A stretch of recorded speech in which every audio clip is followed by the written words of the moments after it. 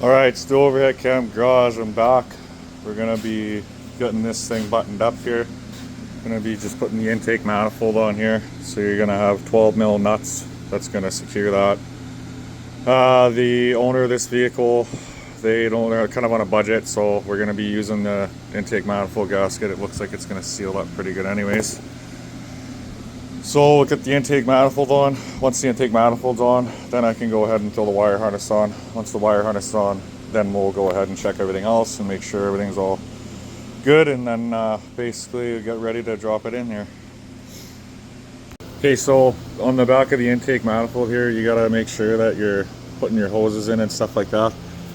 So we got right here, this little PCV guy goes into here, so make sure that goes into there. That'll just click into place there. Once you got that, you got to figure out where your heater hoses go and all that stuff. And I'll kind of show you as I go here. Alright, do over at Camp Garage, back with the Honda Civic Si. You're going to be putting the intake manifold on. You're going to have some 12 mil bolts that are going to be holding it on from the back. It's about 8 or 9 bolts, whichever. Anyhow, here's the intake manifold. So you got 2 bolts there, 2 bolts there. You got one on the side there, one on the side there. And then there is going to be one underneath, right in the middle there. I don't know if you can see that or not, but it's right in the middle, just above the knock sensor there. Anyways, make sure when you do this that you plug this in, your PCV box here. Make sure that's get plugged in. And when you run your wire harness, make sure you plug your crank sensor in, because if you don't do that and then you put it in the car, you're going to be banging yourself on the head wishing that you connected it. So I'm just going to go ahead right now and put the intake on, and then I'll be running the wire harness. Okay, back with the 99 Honda Civic Si engine swap. Just going to be dropping this in, and so I'm just going to show you what you got to do. Well, the way I do it, so I always get this back engine mount in first, engine mount, transmission mount, whatever. So you're gonna have your 17 mil bolts. You're gonna want to get these bolts in and kind of just get them in loosely. And then what I'm gonna do is I'm gonna try and get this mount here. And then once I have this mount, then I'll be able to pull the chain off the tranny, and then I can put this mount in. And then once I have the AC bracket on, then I'll put the AC together and whatnot, and then I'll be able to put the other engine mount up. So for right now, I'm just going to put these bolts in here, and I'll show you what it looks like from underneath after we get the engine hanging over top here. Okay, so this is underneath the vehicle.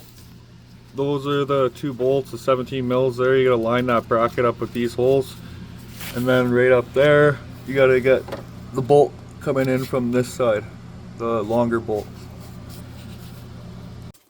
Okay, so after you get your 2 bottom bolts in and your top bolt there, they're actually 19 millimeter, they're not 17 millimeter. Alright, still over at Camp Garage. So the motor is in the Civic. Kind of had to jump ahead a little bit because I'm kind of not behind schedule, but the owner wants to get this vehicle done right away to see whether or not the motor is going to be knocking, because this motor is kind of an unknown. But anyways, if you look underneath here, if you see those 3 bolts, those 2 bolts, those are your 19 mils. That's going to be for your T bracket, which is going to be what hooks up to the transmission, aka your rear engine mount. So I always get those in, start them loosely. There's another bolt at the top here. I'm going to try and shine a light on it here. Up there's a bolt that comes from the other side. So once you get that in, then you're going to come around and you're gonna throw your bracket down on your transmission here, and you're gonna throw this mount on. However, whichever way you want to do it, that's the way I do it. Then I'll get this mount on, and then eventually I'll put this mount on, but I won't throw it on yet because you got to throw on accessories. You got to throw on your, well, the alternator belt's already on, but we got to throw on the AC pulley dealio. I'll show you what I mean. The bracket over here. This is your AC bracket. This is where your AC bolts up to, and then this is going to be where this mount right here is going to go on. And this is a mount I'm talking about to do last, which is going to be Give me a second here. Which is going to be this mount right under here that sits just under the crank pulley. It's not on there right now, but you can see the holes for it.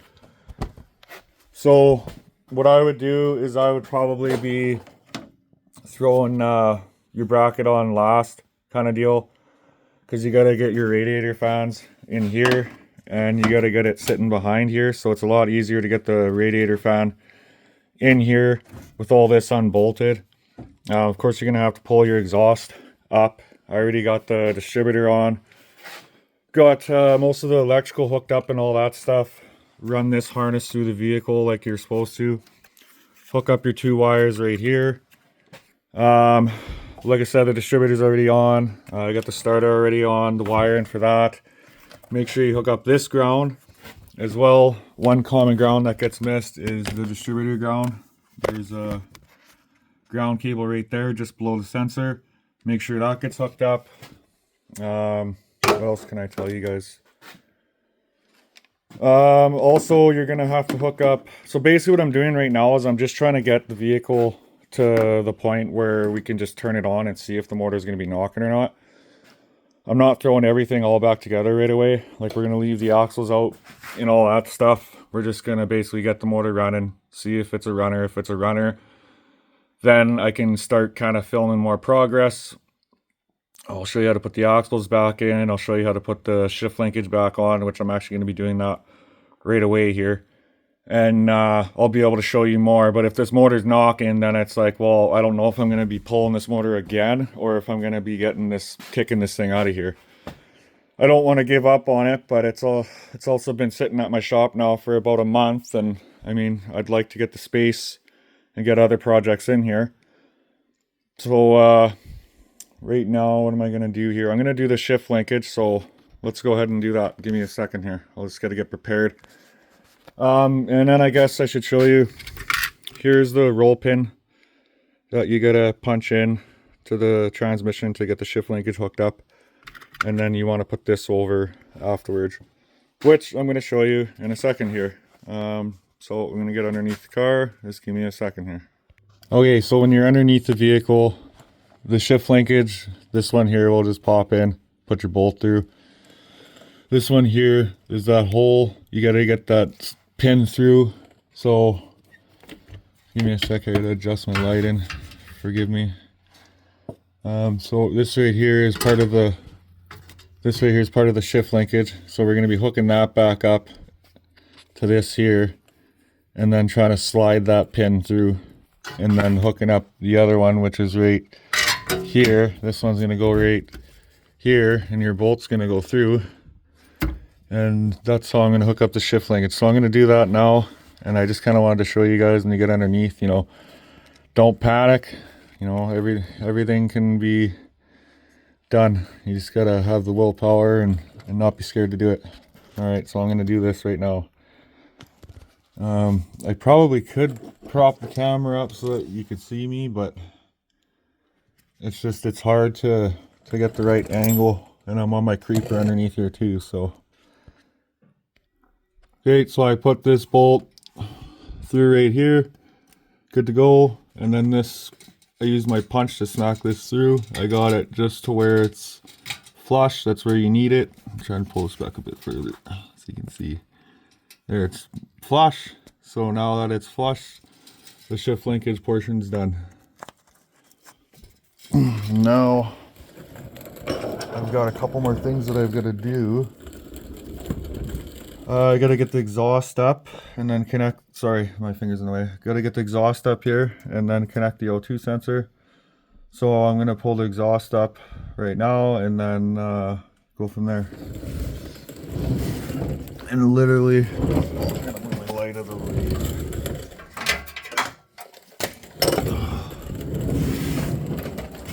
So, in theory, when this is out of the way kind of deal, you should be able to pull your exhaust up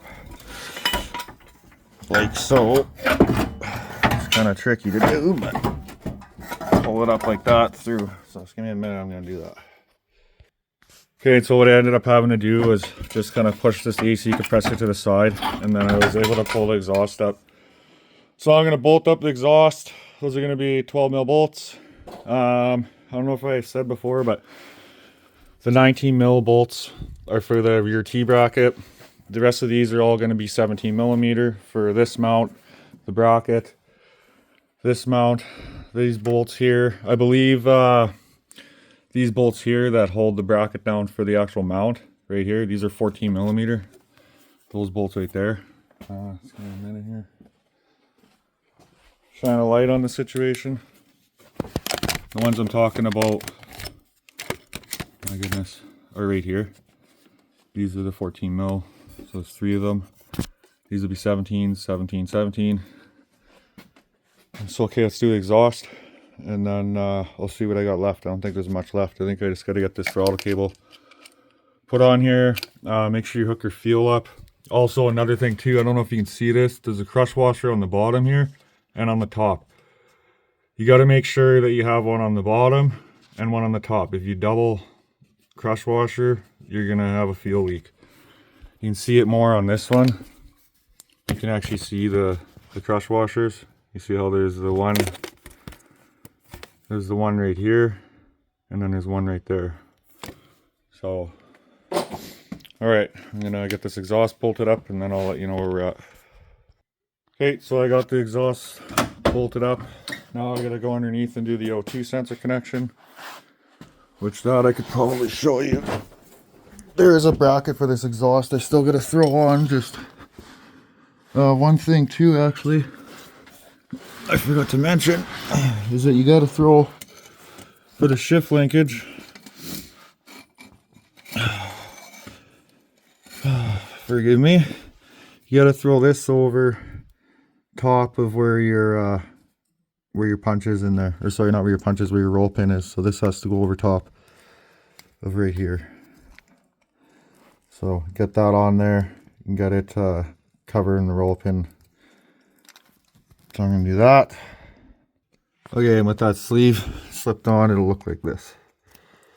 Just covers that roll pin. I think it's so it doesn't drop out. So then just push the rubber boot back over. The next thing I gotta do, now that I just thought, well, sorry, I gotta do this O2 sensor connection. So the connector will be up here somewhere. I think it's actually, let's see, there it is right there. So let's connect that for the O2 sensor. Then I also gotta put on the clutch slave cylinder, so I'll kind of show how to do that as well. I know these are shitty views. We're gonna be getting a GoPro soon, but this is all I have to work with for right now. So okay, so the clutch slave I just had set over here, so I'm just gonna simply drag this guy out of here and drag it over to here. There's gonna be 2 bolts that hold the line down right here. I'll just grab my light so I can show you what I mean. Where are they? They're right there. Right down here, there's 2 bolts. I'm going to just out of the way. These 2 bolts right here. Kind of hard to see. But yeah, those 2 bolts, that's what's going to be holding the clutch line right there. So I thought I'd show my mistake that I made. This line for your clutch slave cylinder needs to be underneath everything. I threw my harness over top. Then I was trying to put the line over top. You can't do that. You gotta make sure before you hook up anything on your harness, what I would be doing is doing your clutch slave line. You live and you learn. So right now I just gotta hook up the starter wiring and then hook up the wiring inside the car, which I'll be able to show you that in a second here. Once the starter wiring's hooked up, I'm gonna do the wiring in the car, and then I'm gonna do double checks, make sure everything's all good, and then we're gonna do a first start video. Okay, so this is inside the car on the passenger side. This is the harness I was showing you about. You're gonna have to plug it in to this ABS control unit is what everything plugs into, I guess. So plugger plugs in. I'm sorry, this is your ABS unit. This is, I'm not sure if this is a computer or not right here. I think it is. Okay, so we went through the double checks. I'm just waiting for the owner to get here, and we're going to be doing a first start video. Fingers crossed that this motor's good, because we don't know, it's unknown. A local guy pulled it out of an auto wrecker, So it's basically, this is a big question mark, but I got faith in this thing. I think this thing's gonna run and we'll be good to go. After we get it running, then I can go ahead and put the radiator fan in, the power steering, the AC and all that stuff, and the radiator and the hoses, and basically button it up. But until we can get her started here, I'm basically at a standstill. So this is where we're at. All right, here we go. Moment of truth. Let's see if this motor runs. See if she's a gooder.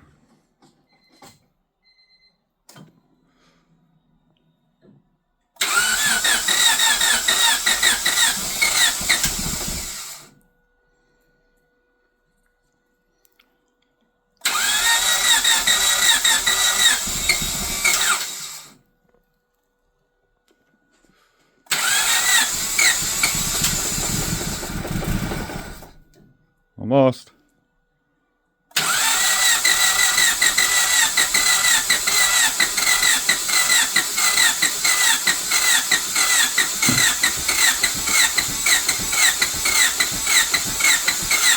So, are you flooring it or no? No, I did one.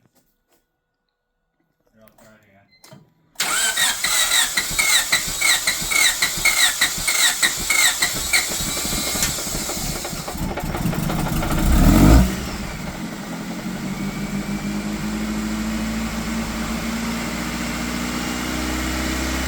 Hey!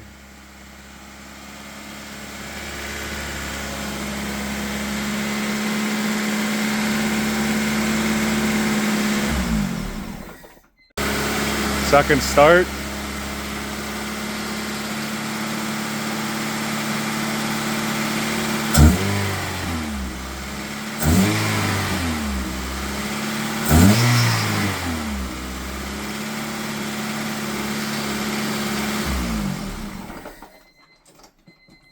Give her one more. Oh yeah! Fucking right, man. Right on. Yeah, it starts pretty good. Oh fuck yeah. Yeah man, you got a good motor, man. Fucking right. Fucking sounds good, eh? Oh yeah. Yeah, not even it's not even chattery. No. Like the okay, so now I'm gonna pop this axle in here, and then after I get the axle in, that's when you put your fork on over top of the axle right here. It'll slide on.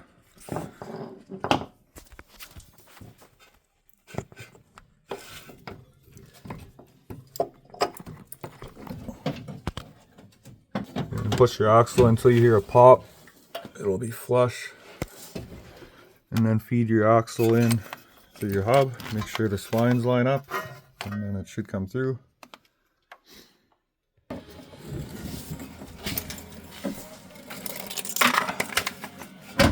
Okay, so this bolt for the fork right here is gonna be 14 mil, and then the bottom bolt here is gonna be 17 mil. 17 mil wrench on that side, socket on that side. Make sure you get your ox nut on, and then after that I'll be doing the upper ball joint. Or you're gonna have to lift the control arm up to where the shock is.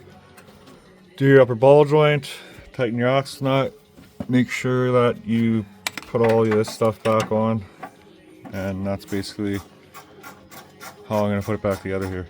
Okay, so the Civic's running, but after we got it running, we had a coolant leak. The intake gasket was leaking, so we had to move the intake back, slip a new gasket on with some gasket maker, and then slap it back together. So we're just gonna let it set, and then we're gonna come back and start it, see if it leaks. If not, then this one, that's a wrap on this Civic. See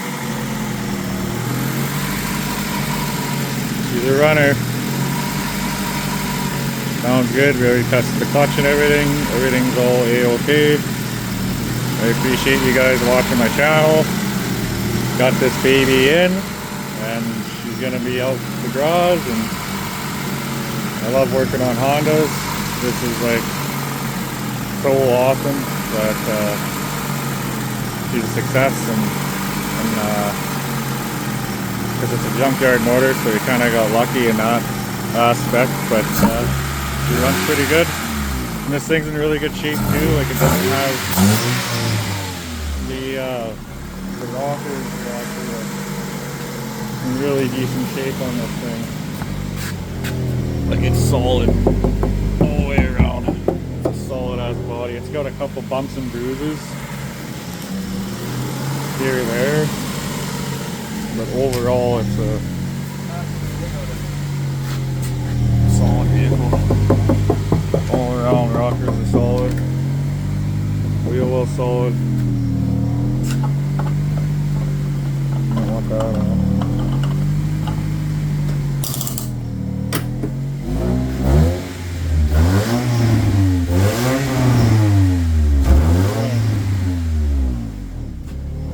Snowblower of that.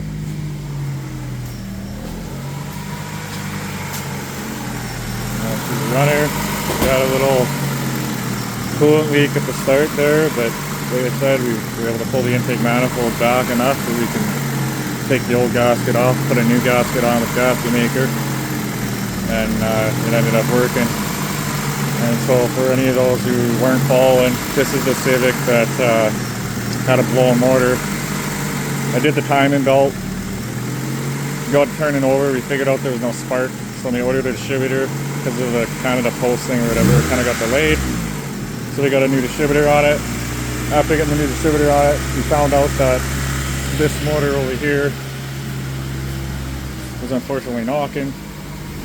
So we went on Facebook Marketplace, found this motor. Buddy already had it pulled from the junkyard. And like I said, if you've been following, I kind of like showed the progress of how to do it.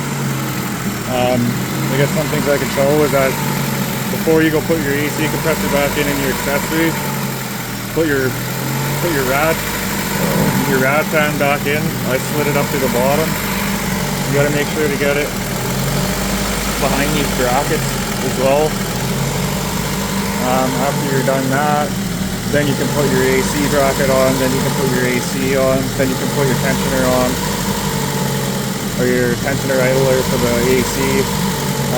You have to have this lower engine mount here, not the top one, but the lower one, you have to have that partially off to be able to get the AC built on. After that, throw your power steering bracket on, the 3 bolts there. Then you can go ahead and put your power steering pump on. Your distributor, kind of got to line it up and throw it in. It only goes on one way. If there's a gap between here, then you have it on off. If there's no gap, then you have it right. Make sure you connect all your grounds and everything. And yeah, that's pretty well it. Make sure you connect your fuel and your fuel injectors and all that stuff. And appreciate you guys watching, and I'm glad that this was a success. So another one out tomorrow.